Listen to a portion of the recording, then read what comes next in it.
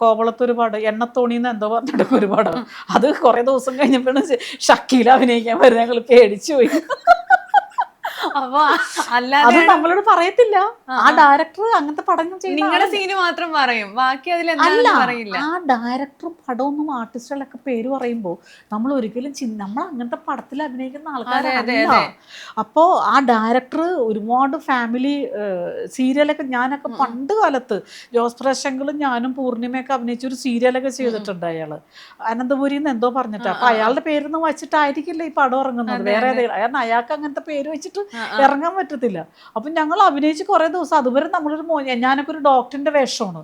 അതൊക്കെ ചെയ്യുമ്പോ നമ്മളൊരു ഇതിനകത്ത് വേറെ ഒന്നുമില്ല. അപ്പൊ ഷക്കിലൊന്നേക്കണം ഷക്കിലിനകത്ത് അഭിനയിക്കണ്ടേ എന്ന് പറഞ്ഞ് ഞങ്ങളൊക്കെ ഞെട്ടി.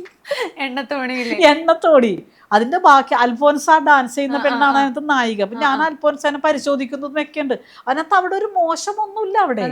അപ്പൊ ഷക്കീല അഭിനയിച്ചിട്ടും അതിനകത്ത് മോശമായിട്ടാണ് എന്തോന്നും എനിക്കറിയില്ല കേട്ടോ, ഞാൻ കണ്ടിട്ടില്ല പടം. എന്നാലും ഷക്കീലയുടെ ഒക്കെ ഒരു പടം നമ്മൾ ചെയ്യാന്ന് നോക്കുമ്പോ അന്നൊക്കെ ഭയങ്കര മോശമാണ്. പിന്നെ നമ്മൾ ഇമേജിനെ ബാധിക്കുന്നതാണ് അത്. പക്ഷെ ഒരുപാട് ആർട്ടിസ്റ്റുകൾ അഭിനയിച്ചിട്ടുണ്ട്. അവര് കുറെ പടങ്ങൾ അങ്ങനെ ചെയ്തു എന്ന് മാത്രമേ ഉള്ളൂ, ഗ്ലാമർ പടങ്ങൾ. അതെ, ഇതൊക്കെ ഞങ്ങളൊക്കെ പെട്ടുപോയ പടങ്ങൾ, നമുക്കൊന്നും ചെയ്യാൻ പറ്റില്ല അത് അങ്ങനത്തെ പടങ്ങൾ.